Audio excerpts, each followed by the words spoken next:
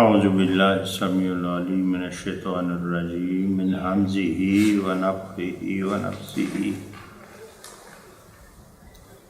بسم اللہ الرحمن الرحیم یا ایھا الذین آمنوا اتقوا اللہ وقولوا قولا سدیدا یصلح لکم اعمالکم ویغفر لکم ذنوبکم ومن یطع اللہ ورسولہ فقد فاز فوزا عظیما اما بعد السلام علیکم ورحمۃ اللہ وبرکاتہ ایھا المستمعین الکرام، کل بیان خالد بن ولید کے بارے میں تھا کہ ان کو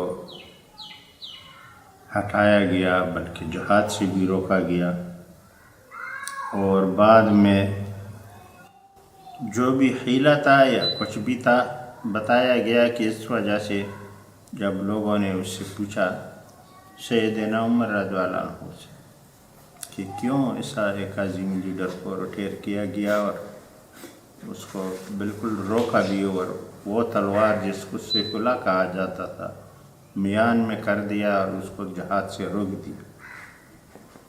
تو انہوں نے پہلے الزام لگایا تھا کہ 10,000 درہم لیے تھے، پھر یہ بھی کہا کہ جب بہت سارے لوگوں نے کہا کہ یہ تو اپنے سے دیے ہوا مال تھا اس کا، پھر کہا کہ یہ اس سے فتنہ بننے کی آثار مجھے آئے تھے کہ کل خدا نخواستہ یہی کہے کہ اسلام خالد بن ولید نے ہی لایا ہے۔ تو واقعی اسلام میں اس کی بہت خدمت ہے، اگر ہم بیان کریں گے تو بڑا لمبا بیان ہوگا، مگر وہ اپنا مقام رکھتا تھا، تو اس کا اپنا مقام واضح تھا، وہ ایک اصحابی تھا، اصحاب رسول تھا، نہ کہ رسول بنا ہوا تھا، اور اتنے کا اگر بنتے تو کوئی وجہ نہیں تھا۔ بہرحال جو بھی تھا، اس کے بعد خالد بن ولید اپنے اہل عیال کو اس کا مال ضبط کیا گیا، اور جب سارا مال جمع کیا اتنے بڑے سپہ سالار کا، تو اس میں سے تقریباً کوئی 40,000 درہم کا بھی نہیں نکلا، جو دنیا کے خزانے لوٹ کر کے، کسریٰ کے خزانے، قیصر کے خزانے روم کے، اور دوسرے چھوٹے بڑے سرداروں کے بے شمار خزانے لوٹ کر کے مدینے بھیجے گئے، لیکن آخر میں جب اس کے ساتھ احتساب کیا گیا تو کوئی 40,000 ہی نکلا۔ دیکھو اس الہ کے بندے کے پاس اور کچھ نہیں تھا، ایک بڑے ماسٹر سپہ سالار، 20,000 درہم سیدنا عمر نے اس سے روکا اور 20,000 ان کے حوالے کیا۔ اس کے بعد وہ مدینے سے بھی چل پڑا اور شام چلا گیا بمائے اہل عیال کی، اور دمشق میں بصیرہ بنایا، مرنے تک وہاں پر ہی رہے۔ لیکن اس کے بعد انہوں نے کوئی اپنے طرف سے غیر شرعی کام نہیں کیا کہ میں جہاد کروں گا، یہ کروں گا، وہ کروں گا، دمکایا، دمکی بھی نہیں دی، آرام سے جا کر کے گھر میں بیٹھ گیا، اور مرنے تک پھر وہ بالکل کہیں نہیں گیا۔ اللہ ان کو جنت نصیب کرے، سارے مومنین مسلمان کے ساتھ جو گزرے ہوئے ہیں، جو باقی ہیں۔ بہت کم ملتے ہیں ایسے جوان، بہت کم مائیں جنتے ہیں ایسے بیٹوں کو، جیسے خالد بن ولید تھا، اکرمہ بن ابو جہل، باپ کا دیکھو نالتی بنا ہوا ہے، بیٹا دیکھو عظیم سا پاسلار اور جہادی، یہ رب العالمین کی طرف سے ہے اور وہ اپنے بندے کو خوب پہچانتا ہے۔ اب یہاں ہم بیان کریں گے واقعی وغیرہ کا بیان ہے کہ اس سال ذی الحجہ میں سیدنا عمر نے مقام ابراہیم کو بدل دیا، جو دیوار کعبہ کے ساتھ چپکا ہوا تھا، اور آپ نے اسے تنہا پیچھے کر دیا، آپ نے اسے اتنا پیچھے کر دیا جہاں وہ آج کل ہے، تاکہ نمازی طواف کرنے والوں کو پریشان نہ کرے۔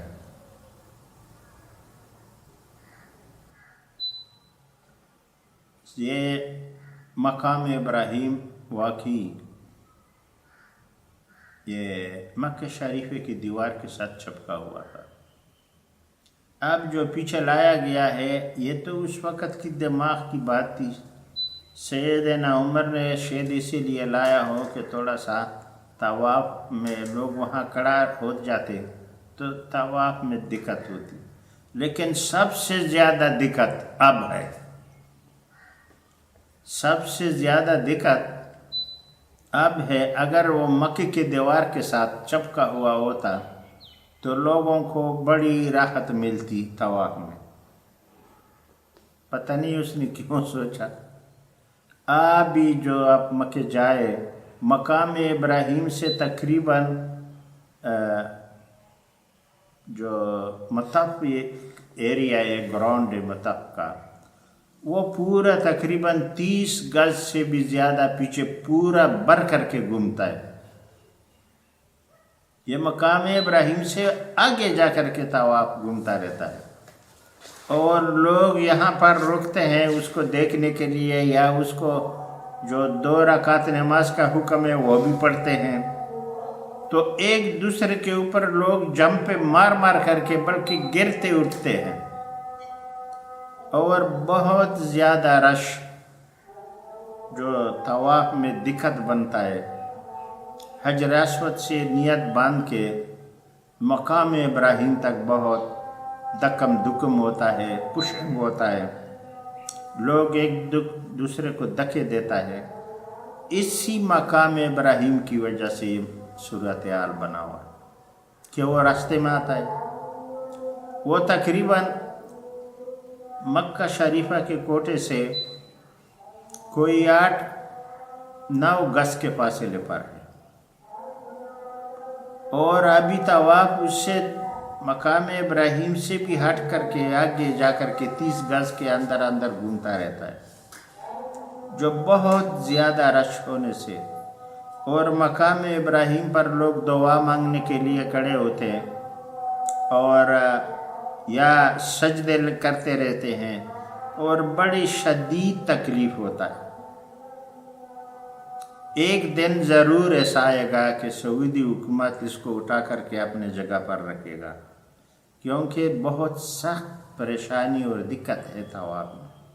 اب اگر میرے سے پوچھتے اور میرا بس چلتا تو میں اٹھا کر کے اس کو دوبارہ چپکاتا دیوار کے ساتھ۔ بہرحال جہاں وہ آج کل ہے، تاکہ نمازی طواف کرنے والوں کو پریشان نہ کرے۔ پھر حج کے بعد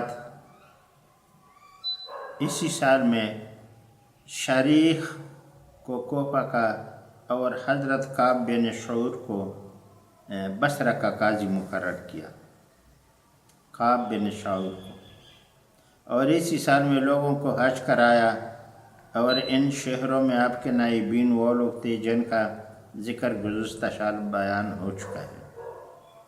اور اسی سال عیاض بن عنم کے ہاتھ پر رقہ اور رہا اور خران فتح ہوئے۔ رقہ تو مشہور جگہ ہے جو پہلے شام میں ہے، جو پچھلے کچھ وقت پہلے اس پر یہ دولت والوں نے قبضہ بھی کیا تھا، اس کے انڈر میں تھا، ابھی تو یہ کرد کے علاقوں کا کور انڈر ہے، کرد لوگ جو ہے وہ قبضہ کیے ہوئے ہیں، اور حران یہ بھی وہاں کا علاقہ ہے، بڑے بڑے علاقے ہیں وہاں۔ اسی سال عمر بن سعد بن ابی وقاص کے ہاتھ پر عین الوردہ کا بلائی حصہ پتہ ہوا، اور دوسروں نے اس کے خلاف بیان کیا ہے، اور ہمارے شیخ ذہبی نے اپنے تاریخ میں بیان کیا ہے کہ اسی سال میں ابو موسیٰ اشعری نے بزور قوت الرہا اور شمشات کو فتح کیا، اور اس کے شروع میں ابو عبیدہ غیاث بن عنم کو جزیرہ کی طرف بھیجا۔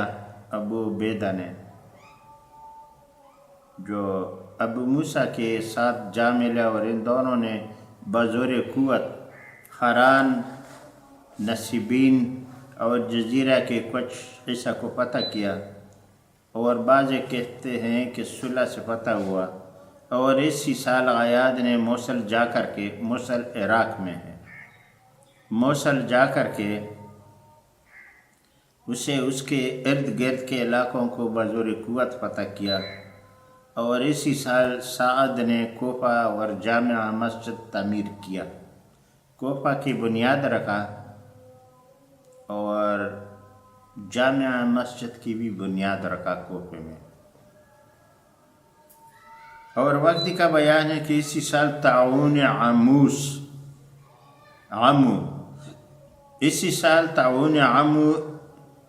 عمواس ہوئی، جس میں 35,000 آدمی مر گئے۔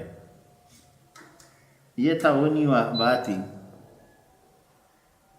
اور میں کہتا ہوں کہ یہ طاعون چھوٹے سے شہر کی طرف منسوب ہے، جیسے عمواس کہا جاتا ہے، اسی کے نام سے، کیونکہ وہاں سے یہ اٹھا تھا۔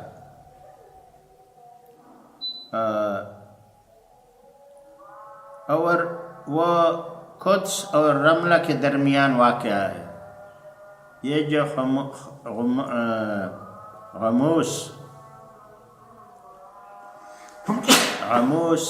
عمواس یہ واقعہ فلسطین میں آتا ہے ابھی۔ یہ رملہ اور قدس یعنی بیت المقدس کے درمیان واقعہ ہے، کیونکہ سب سے پہلے بیماری یہیں سے پھوٹی تھی، پھر وہاں سے شام میں پھیل گئی، بس اسے اس کی طرح منسوب کر دیا گیا۔ انا للہ و انا الیہ راجعون۔ واقعی کا بیان ہے کہ طاعون عمواس کے سال شام میں 35,000 مسلمانوں نے وفات پائی، اور دوسرے 30,000 بیان کرتے ہیں، اور اس نے ان کے اعیان کی ایک جماعت بھی ذکر کیا ہے۔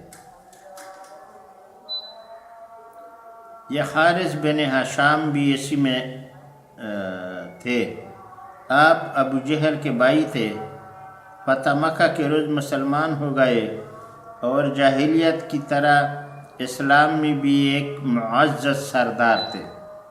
پہلے جاہلیت میں کفر میں تھے، جب مسلمان ہوئے پھر بھی سردار تھے، ایک ٹولے کے معزز تھے۔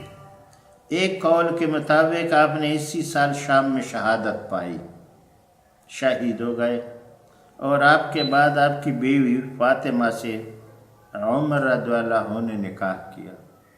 یہ بھی ایک عجیب روایت تھی کہ جو عورت بیچاری رنڈ ہو جاتی تو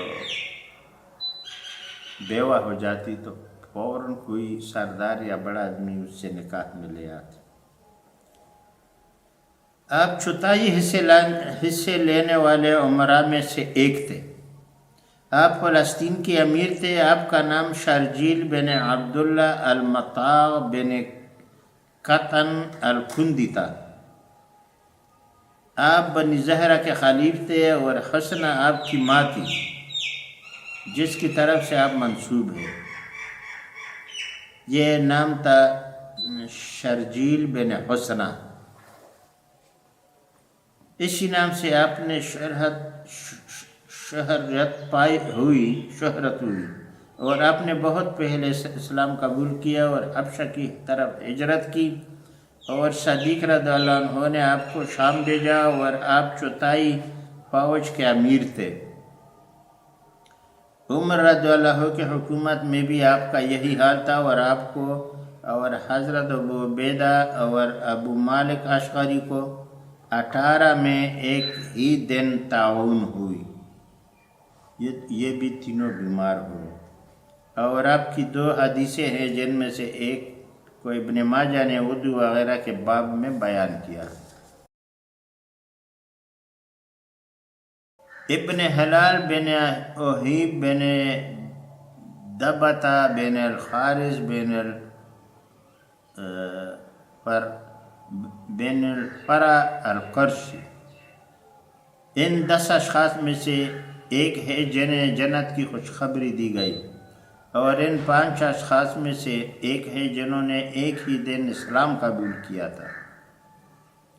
عثمان بن مظنون، عبیدہ بن الحارث، عبد الرحمن بن عوف، ابو سلمہ بن عبد الاسد اور ابو عبیدہ بن جراح، ان سب نے ایک ہی دن میں اسلام قبول کیا تھا۔ ان لوگوں نے صدیق رضی اللہ عنہ کے ہاتھ پر اسلام قبول کیا تھا، یعنی ابو بکر صدیق کے مکہ کی زندگی میں یہ بڑے دوست تھے ان کے، اور آخر انہوں نے دعوت دیتے ایک دن اسلام میں داخل ہی کر دیے گئے۔ ابو بکر صدیق رضی اللہ عنہ کے ہاتھ پر اسلام قبول کیا، اور جب انہوں نے ہجرت کی تو رسول اللہ صلی اللہ علیہ وسلم نے ان کے اور سعد بن معاذ کے درمیان مواخذات کرا دی، اور بعض کا قول ہے کہ محمد بن مسلمہ کے درمیان مواخذت کرائی تھی۔ آپ نے معرکہ بدر اور اس کے بعد کے معرکوں میں شمولیت اختیار کی، اور رسول صلی اللہ علیہ وسلم نے فرمایا بلا شبہ ہر امت کا ایک امین ہوتا ہے، اور اس امت کے امین ابو عبیدہ بن جراح ہے۔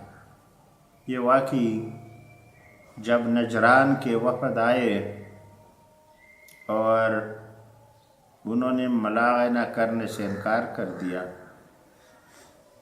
تو انہوں نے جزیہ دینا قبول کیا، اور اس کے بعد بتایا کہ ہمارے ساتھ یا رسول اللہ اپنی طرف سے ایک امین بندہ کیجیے تاکہ ہمارے قاضی قضا کے احکام اور فیصلے وہ کرتے جائیں۔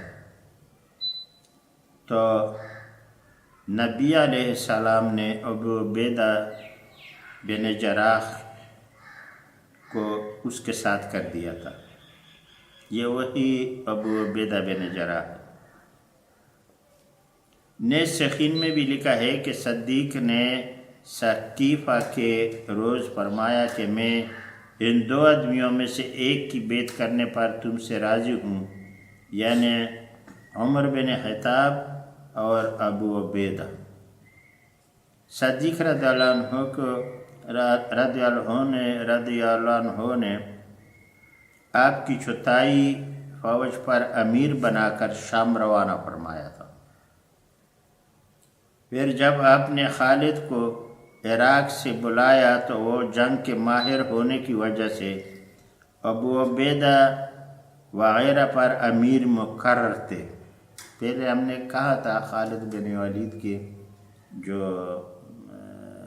زندگی کے وہ تھے کہ یہ جنرل صفہ سالار تھے، یہ ابو عبیدہ پر بھی امیر تھے۔ اور جب عمر کو خلافت ملی تو آپ نے خالد رضی اللہ عنہ کو معزول کر دیا اور ابو عبیدہ بن جراح کو امیر مقرر کیا، اور آپ کو حضرت خالد سے مشورہ کرنے کا حکم دیا۔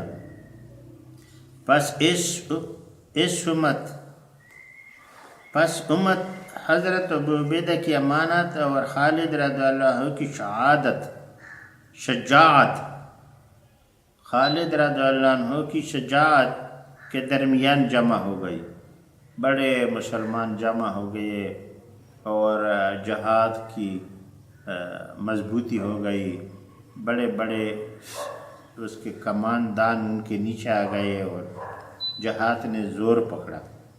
ابن عساکر کا بیان ہے کہ آپ پہلے شاہ سے جن شام میں امیر الامراء کا نام دیا گیا۔ مورخین کا بیان ہے کہ ابو عبیدہ دراز قد، نحیف حمدہ، دبلے چہرے والے، ہلکی داڑھی والے تھے اور آپ کے اگلے دان ٹوٹے ہوئے تھے، اور یہ دان اس وجہ سے ٹوٹے تھے کہ آپ نے احد کے روز نبی صلی اللہ علیہ وسلم کے رخسار سے ذرہ کے 2 حلقے جو کھڑے ہوتے ہیں وہ کھینچ کر نکال لیے تھے، اس وقت ان کے یہ 2 دان ٹوٹے ہوئے تھے۔ آپ کو خوف ہوا کہ آپ رسول صلی اللہ علیہ وسلم کو تکلیف نہ دے، پس آپ نے اپنے دونوں اگلے دانتوں پر برداشت سے زیادہ بوجھ ڈال دیا اور وہ دونوں گر گئے، دونوں دانت گر گئے۔ پس کوئی ٹوٹے دانتوں والا اور اب سے خوبصورت نہیں دیکھا گیا۔ دانت ٹوٹے ہوئے تھے پھر بھی سمارٹ تھا، جسم سے بہت برابر تھا۔ آپ نے طاعون عمواس کے سال وفات پائی، جیسا کہ 16 ہجری میں سیب بن عمر کے حوالے سے پہلے بیان ہو چکا ہے، اور صحیح یہ ہے کہ طاعون عمواس 18 ہجری میں عمواس نامی بستی میں ہوئی تھی۔ پس آپ وہاں اتر پڑے، اور بعض کا قول ہے کہ جابیہ میں اترے، اور ان زمانوں میں عقبہ کے قریب ایک قبر مشہور ہے جو آپ کی طرف منسوب ہوتی ہے، واللہ اعلم۔ وفات کے روز آپ کی عمر 58 سال تھی۔ یہ عبیدہ بن جراح کی جو فضیلت تھی۔ الفضل بن عباس بن عبد المطلب، یہ عباس رضی اللہ عنہ کا بیٹا تھا، عبد المطلب کا پوتا ہے، اور عبداللہ بن عباس کا بھائی ہے۔ آپ بڑے خوبصورت اور حسین اور جمیل تھے۔ رسول اللہ صلی اللہ علیہ وسلم نے حجۃ الوداع میں یوم النحر کو آپ کو اپنے پیچھے بٹھایا۔ آپ ایک خوبصورت جوان تھے اور شام کی فتح میں شامل تھے، اور محمد بن سعد، زبیر بن بکار اور ابو خاتم اور ابن الرقی کے قول کے مطابق آپ نے طاعون عمواس سے شہادت پائی، اور یہی صحیح ہے۔ اور بعض کا قول ہے کہ مرج السفر کے معرکہ میں، اور بعض کہتے ہیں کہ اجنادین کے معرکہ میں، اور بعض کہتے ہیں کہ معرکہ یرموک میں آپ نے 28 سال کی عمر میں شہادت پائی، بالکل جوانی میں، بلکہ کم جوانی میں۔ یہ بھی عباس کے بیٹے تھے، اور یہ جو عباس کی بیوی تھی وہ بھی لوگ ام الفضل کے پکارتے تھے اسی سے۔ معاذ بن جبل رضی اللہ عنہ، ابن عمر اور اوس بن عبدی بن عدی بن کعب بن عمر، عودی بن علی بن اسد بن سروس بن ساردہ بن یزید بن خشم بن الخزرج الانصاری۔ الخزرجی ابو عبد الرحمن المدنی، آپ ایک جلیل قدر صحابی تھے، معاذ بن جبل۔ وقتی کا بیان ہے کہ آپ دراز قد، خوبصورت بالوں والے اور دانتوں والے تھے۔ آپ کے دانت چمکتے تھے۔ آپ کے ہاں کوئی اولاد نہیں ہوئی، اور دوسرے مورخین کا قول ہے کہ ہاں ایک لڑکا ہوا تھا جس کا نام عبد الرحمن تھا، جو یرموک میں آپ کے ساتھ شامل ہوا، اور معاذ عقبہ میں بھی شامل تھے۔ اور جب لوگوں نے ہجرت کی تو رسول اللہ صلی اللہ علیہ وسلم نے آپ کے اور عبداللہ بن مسعود کے درمیان معاہد کروا دی تھی، یعنی بھائی چارہ کر دیا تھا۔ اور وقتی نے اس پر اجماع بیان کیا ہے، اور محمد بن اسحاق کا قول ہے کہ آپ نے معاذ اور جعفر بن ابی طالب کے درمیان کروائی۔ آپ بدر اور اس کے بعد معرکوں میں شامل ہوئے، اور آپ ان 4 خزرجیوں میں سے ایک ہے جنہوں نے رسول صلی اللہ علیہ وسلم کی زندگی میں قرآن جمع کیا۔ معاذ بن جبل نے بھی قرآن کو جمع کرنے کا ڈیوٹی انجام دیا تھا۔ اور عابی بن کعب، زید بن ثابت اور معاذ بن جبل، ابو زید عمرو بن انس بن مالک تھے۔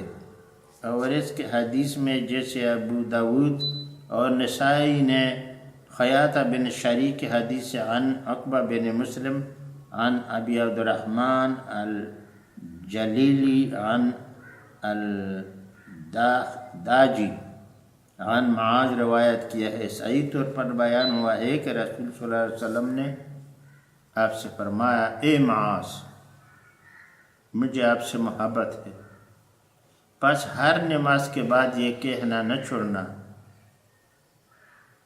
اللہم اعنی علی ذکرک و حسن عبادتک۔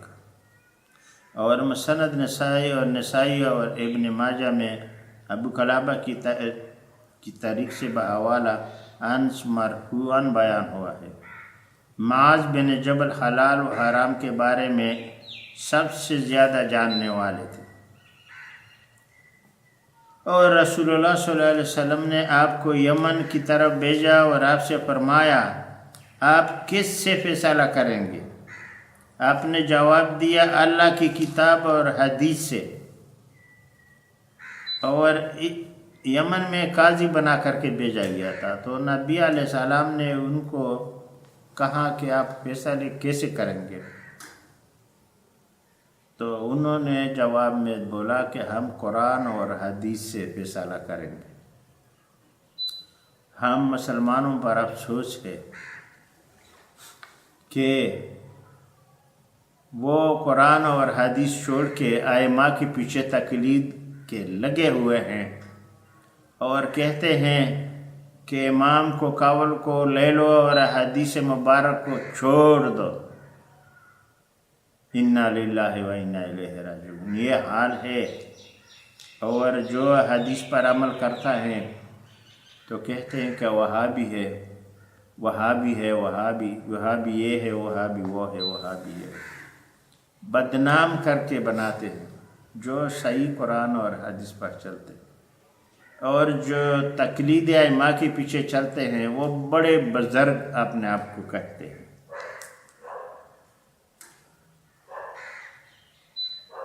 حدیث سے اور اسی طرح صدیق رضی اللہ عنہ نے بھی آپ کو یمن میں لوگوں کی بلائی کی تعلیم دینے پر قائم رکھا۔ پھر آپ نے شام کی طرف ہجرت کی اور آپ شام ہی میں تھے۔ ابو عبیدہ نے تعاون ہو جانے کے بعد آپ کو اپنا قائم مقام مقرر کیا۔ پھر اسی سال ان کے بعد تعاون ہو جانے سے آپ نے وفات پائی، اور عمر بن خطاب نے فرمایا، بلا شبہ معاذ کو علماء کے آگے ٹیلے پر بھیجا جائے گا، جو قیامت کے دن جتنے علماء ہوں گے نبی علیہ السلام کے بعد سب سے آگے ہوگا معاذ بن جبل، کیونکہ وہ علم میں بہت زیادہ جاننے والے تھے اور اس پر عمل کرنے والے تھے۔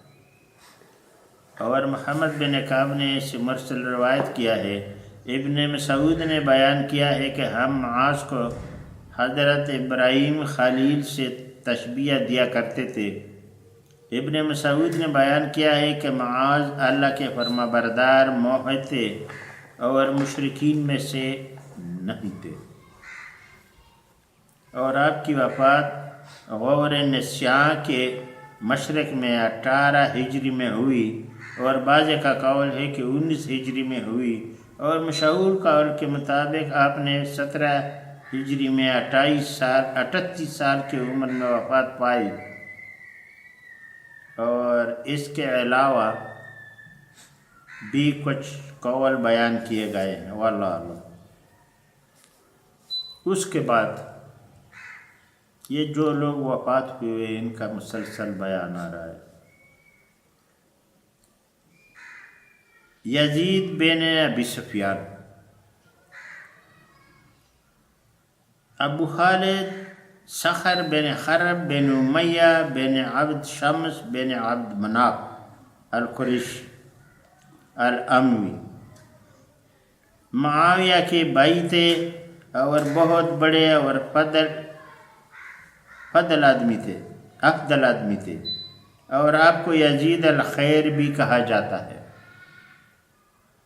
آپ فتح مکہ کے سال مسلمان ہوئے اور حنین میں شامل ہوئے۔ رسول اللہ صلی اللہ علیہ وسلم نے آپ کو 100 اونٹ اور 40 اوقیے دیے۔